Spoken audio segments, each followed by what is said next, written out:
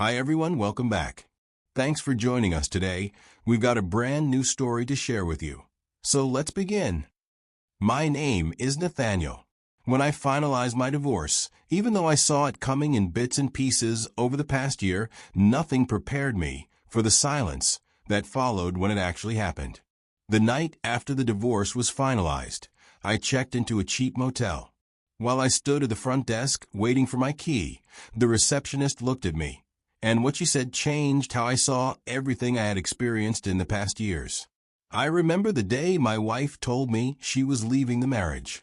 It was a quiet Wednesday, and I had just come back from work, tired, expecting the usual silence we'd been living in for months. But the moment I opened the front door, I could see that Erica was sitting on the couch with her hands clasped in her lap, like she'd been waiting for me. From her posture, her stillness, and the way her eyes locked on mine the second I walked in, I knew something was coming, but I didn't expect what was coming. She didn't ask how my day was. Instead, she went straight to the point like she'd rehearsed it a dozen times in her head. This marriage isn't working. You know it. That was the first thing she said. I froze right there in the doorway. For a second, I couldn't even process what she meant. I just stood there, staring at her, trying to read her face. Was she trying to stir up something? Was she hurting? Was this a joke? But she was calm. I couldn't figure out what to say to her before she pulled out a folder from beside her. Thin, neatly placed papers inside, divorce papers. She handed them to me and said she'd already spoken to a lawyer. Told me we didn't have to drag things through court since we didn't have kids and not much shared property. My lawyer can talk to yours, she said. We'll keep it clean. I opened my mouth to respond, to say something, but nothing came out. Because in that moment I could see it in her eyes. She was already gone, both physically and emotionally. She'd left me long before I noticed. So I nodded. What else could I do? I told her I'd get in touch with a lawyer, and that was it. I just kept thinking to myself, how did we get here? Even with the cracks showing lately. I believed if we held on a little longer, we could fix it. I thought love meant staying, even when it's hard. But for her, love meant leaving when it got too heavy. That night, I sat and thought about the whole thing for hours. Looking back on that last year of our marriage, I can honestly say that things didn't fall apart all at once. I didn't take notice until everything was just barely holding together. At first, I thought we were just going through a rough patch. Every couple does, right? But as the months went on, it became harder to ignore how far apart we'd drifted, even while sharing the same roof. Our first big fight was on a Friday night. Erica started saying she was going out with her friends, what she called a girls' night. The first time, I didn't think much of it. I figured she deserved a break to blow off some steam and reconnect with her female friends. But then the next Friday came, and the next, and suddenly it was a regular thing. That alone might not have bothered me, but it was the way she did it that set off alarms in my mind. She started dressing differently, clothes tighter, heels higher, perfume heavier. Then she started coming home drunk. And when I tried to talk to her about it, she brushed me off like I was being dramatic. The third Friday she did it, I couldn't hold it in anymore. I told her plain and clear, if you walk out that door like this again, don't bother calling yourself my wife. I was trying to protect what was left of us. But she didn't see it that way. She snapped at me like I was the problem, called me a loser, told me if I put half as much energy into making more money as I did into telling her what to wear or when to come home, maybe we wouldn't be living an average life. That was the first time I'd ever heard her talk to me like that. And honestly, it crushed me. After that fight, she stopped going out on Fridays. But that didn't mean things got better. If anything, they got worse. The air in the house changed. She started nitpicking everything. Everything I did seemed to annoy her. She barely looked at me. And when she did, it was with this quiet resentment, like I was the reason her life wasn't what she imagined it would be. She made sure I knew over and over again, that she didn't sign up for average. That word started haunting me. She claimed the life we lived was average, as if being steady, consistent, loyal meant I had failed. The strange thing is, she had always been okay with our life before. We weren't rich, but we were comfortable and paid our bills. I didn't understand what changed. Or maybe I just didn't want to. By the time she handed me those divorce papers, we had already been sleeping in the same bed like strangers. No conversations that went beyond pass the salt or what time's your appointment. And intimacy? I tried. I really did. But every time I reached for her, she pulled away like I was a stranger begging for something she had no intention of giving. So yeah, it wasn't one big thing. It was a long, slow unraveling. And by the end, the only thing we really shared anymore was the silence. In the days after Erica told me she wanted a divorce, everything moved fast, but at the same time, it all felt slow. I got in touch with my lawyer, even though a part of me still hoped she'd change her mind. She didn't. She was calm, steady, and clear every time we spoke. It was like she'd rehearsed her lines, already living in the aftermath while I was still trying to catch my breath. When negotiations began, she said she wasn't after my assets, wasn't trying to make things messy. But then, she made it clear she wanted to keep the house. Said she loved it, said it felt like home. I don't know what hurt more, her asking me to leave the home we built together or realizing she was more attached to the house than the man she built it with. My lawyer didn't take that lightly. He immediately wanted to push back, to argue that I had every right to stay.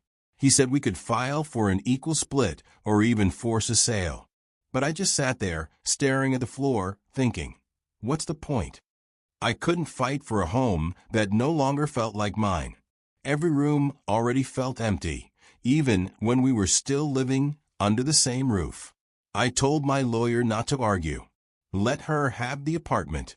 If she was done with the marriage, then dragging out who got what would just be dragging myself through more pain. I wanted peace. In the end, she kept the apartment.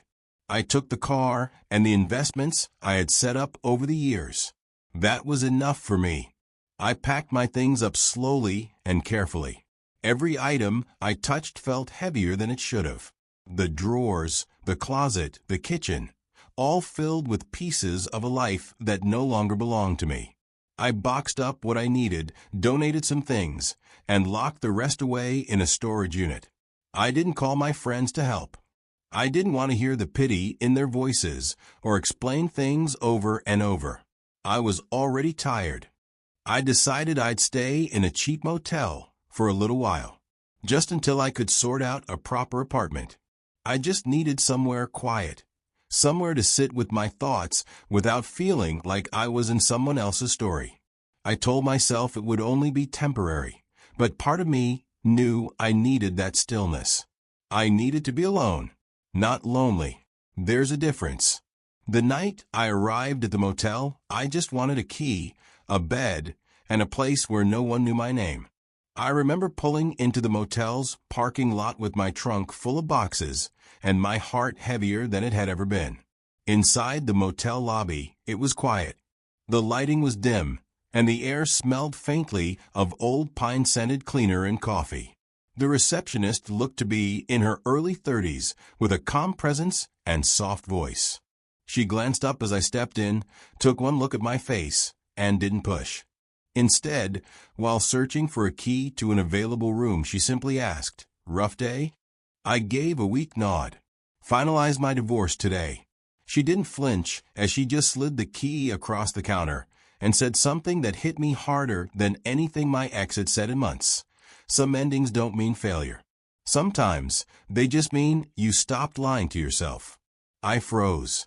Deep down, I knew she was right. I didn't say anything else. Just nodded, took the key, and walked off to my room. But those words followed me. As I dropped my bags, lay on that stiff mattress, and stared at the ceiling. I kept thinking, was I lying to myself all along? Pretending things weren't as broken as they were? Hoping she'd come back to who she used to be, when maybe even she didn't know who that was anymore? Over the next 2 weeks, I stayed in that motel. The receptionist never pried. She just said good morning when I passed by. Gave me an extra cup of coffee once or twice. One evening, when I was sitting outside on one of those cheap metal benches, she joined me. By the time I finally found an apartment and moved out, the receptionist and I had built something steady. Not a romance. Not yet. Just a kind of understanding. She'd come by my place sometimes, usually on a Sunday, and sit on the porch with me in silence. After the noise my marriage ended in, silence became a strange kind of healing. It's easy to catch feelings for someone new when you've come out of a long, cold relationship. The warmth feels like sunlight after a long winter, and you want to run toward it. But I remind myself to take things slow, to breathe, to appreciate someone without rushing to label them. The receptionist is someone I respect because she showed me kindness without knowing a thing about me. And that's why I don't force it. Not with her. Not with myself. Some endings, like she said, really don't mean failure. Sometimes they're just the start of being honest. Almost a year after the divorce, I found out the truth. And let me tell you, nothing hits quite like realizing the person you once built your whole life around had already walked out of the marriage before even telling you. It just took her body a little longer to catch up. I wasn't looking for answers anymore. I had accepted what happened. I was already in a better place. But the truth has a way of finding you when you least expect it. It came through a mutual friend during a conversation over lunch. That's when I learned Erica had been seeing someone else even before she served me the divorce papers. All those girls' nights? They weren't just drinks and gossip with friends. She was with him. She'd already checked out of the marriage and was trying to line up her next chapter, like I was some draft she could delete when the story got boring. Apparently, she thought this new guy was going to sweep her off her feet, marry her, give her that more exciting life she kept accusing me of not being able to provide. But things didn't go the way she imagined. From what I heard, he didn't take her seriously once the divorce was final. He strung her along for a while, made promises he never intended to keep, and when she started pushing for something more permanent, like marriage, he backed away. They fought a lot. Eventually, they broke up. It didn't end with the fairy tale she was chasing. It ended the way people do when they build something on lies. She never reached out to reconnect or express regret. And, to be honest, even if she had, it wouldn't have mattered. I wouldn't have opened that door again. I had already gone to therapy. I had unpacked everything. My pain, my silence, my guilt, even the way I let things slide, thinking love would fix it all. I had to sit with my mistakes and hers and figure out who I was without her voice in my ear. To be honest, after the divorce, it felt like I was walking around with a hole in my heart. Everything hurt. Every thought was loud. Every silence was louder. But looking back now, I can honestly say I've come a long way from the man who checked into that cheap motel, carrying a suitcase in one hand and a broken heart in the other. I'm not the same man who sat on the edge of that motel bed wondering what went wrong and if any of it had been real. Therapy changed me. It wasn't easy opening up. At first, I didn't even know what to say. Saying, I'm fine, even though I wasn't. But week after week, I started to unpack things I didn't even realize I had been carrying for years. My therapist helped me untangle all the guilt, the confusion, the feeling that maybe I wasn't enough. She helped me realize that just because someone didn't value me doesn't mean I wasn't valuable. That hit hard.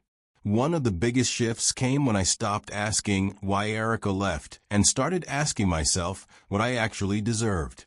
I don't think I'll remarry again, not because I'm afraid, but because I've made peace with solitude. I've learned to enjoy my own company. But I'll say this, I'm open to a relationship if it's with a woman who sees me clearly, who values what I bring, not just what I can provide, but who I am. I won't settle for being tolerated. I want to be appreciated, respected, loved, not managed. So yeah, I've moved past the pain. Not because I forgot it, but because I faced it. I'm not angry at Erica anymore. I understand now, some people leave when they don't recognize the version of themselves they see beside you. And that's okay. What matters is that I finally recognize myself again. Thank you for watching. Share with us what you think.